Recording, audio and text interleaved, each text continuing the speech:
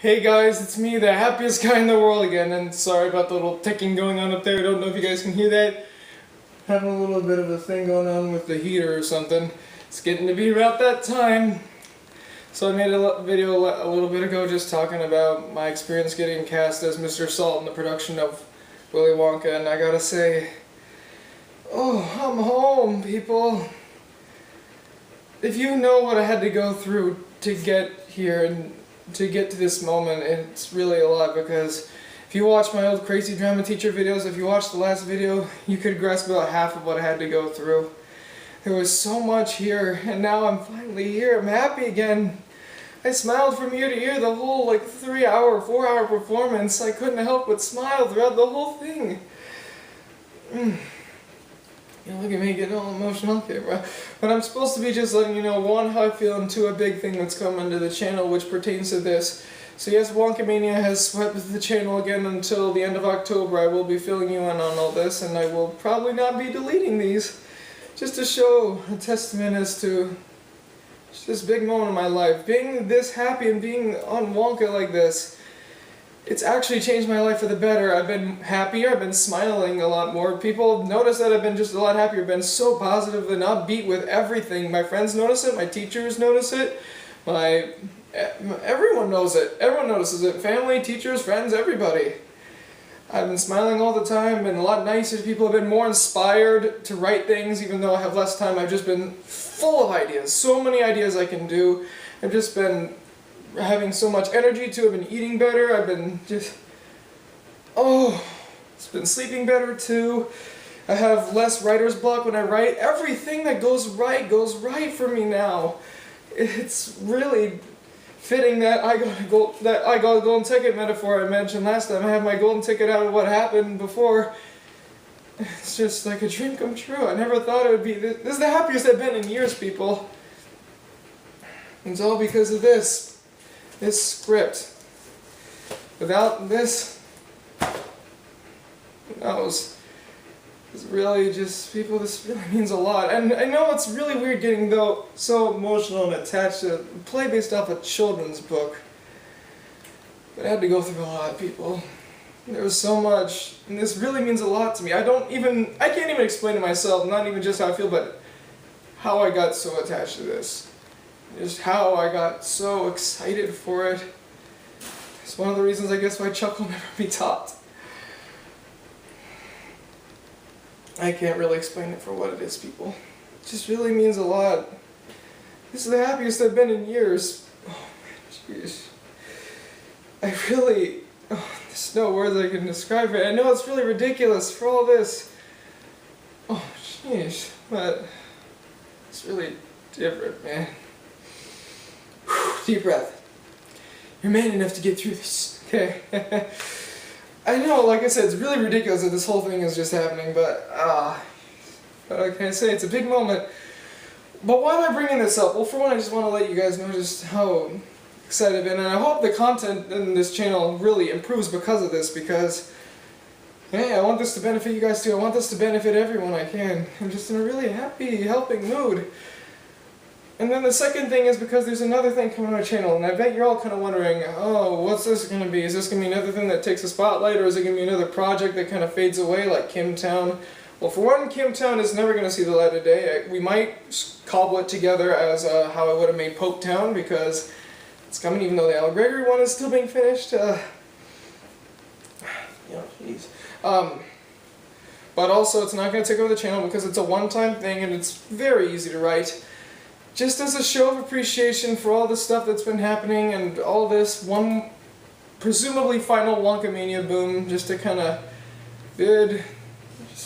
just to celebrate, kind of. I know there was a little bit of a recent flux with where the Charlie and the Chocolate Factory cast would be today, or the characters. But if you watch that video, I mentioned something where Alfonso and I decided, hey, what if Roald Dahl wrote this book? And then I said, Roald Dahl's dead, but I'm not. I, as a kid, have read quite a bit of Roald Dahl, BFG, Charlie and the Chocolate Factory, a little bit of Matilda, and I read James and the Giant Peach just very long ago. So recently I decided to do some studying up, some boning up on Roald Dahl's style.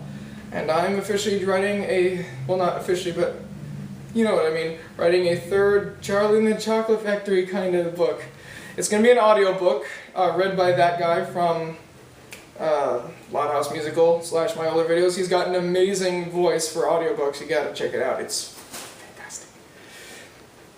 So I'll have him be reading that. And from the if for those of you who are wondering, oh, you're just going to kind of lose steam on this. No, I'm already on chapter 5. I already got the story down. Everything's going good. If you guys want any information, just feel free to let me know, of course. Well, I hope to get this thing out by like November or something, because, well, that's probably when this thing's going to be wrapping up. We'll be wrapping up around October 30th, the day before Halloween. So I've put a lot of work into it. I've done my absolute best to emulate doll style, and from the people I've submitted it to, apparently not only am I good at emulating the Loud House, I'm good at emulating Roald Dahl with his phrasing, his sound effects, his whimsy, even like the exclamation points at the end of sentences just to kind of, you know, rile you up and make everything so much more exciting. Now this one's going to be more in line with Charlie and the Chocolate Factory than Glass Elevator, because for those of you who don't know, I'm not that big on Glass Elevator. I mean, I don't dislike it or anything, it's just not what I wanted in a sequel to my my favorite Roald Dahl book, and presumably everyone's favorite. I mean, look how popular it's become. And if you're going to picture the characters, it's best to either picture the book drawings or the one I do when I write it, the Burton version, because these characters don't match the Wonka version at all, because those characters don't match the book at all. The Burton ones pretty much are to a T what's in the book, as I mentioned numerous times. So either the book drawings or that. It's going to be a huge thing. It's going to be a little like the first book, but it's going to start off a little bit like that, I mean. But then it's going to go into some big twists, like there's going to be another big factory visit, but not in the way you think.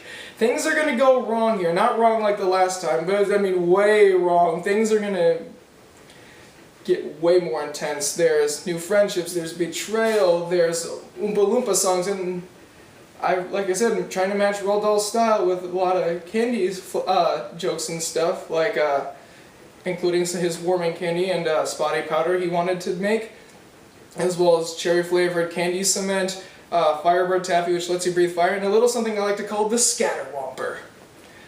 And like I said, it's going to be a huge thing. It's probably going to be the darkest of the books, because there's going to be some pretty big things going on.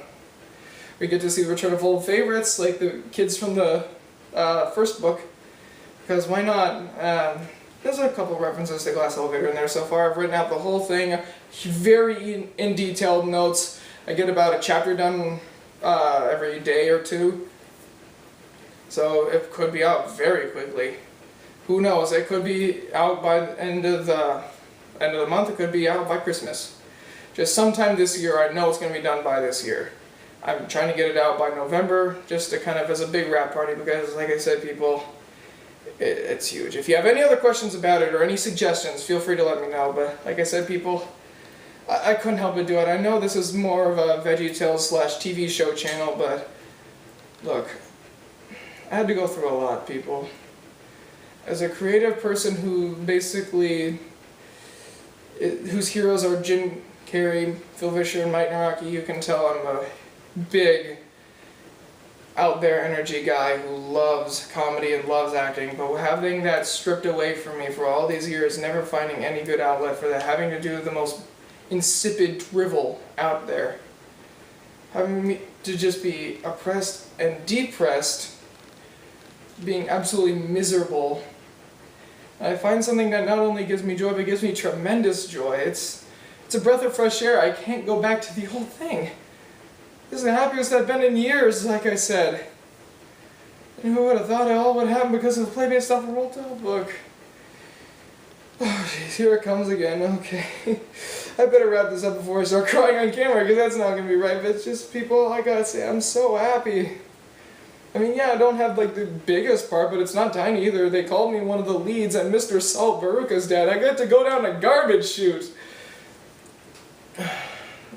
If you ever want any more updates or anything, just any questions about this at all, I'll be happy to answer, except where it is, of course, because I don't want to give away that. People, this means so much. And thank you very much for bearing with me with this kind of thing. I know this is really sappy and probably not the most entertaining, but I really want to get this out there. I'll see you guys later.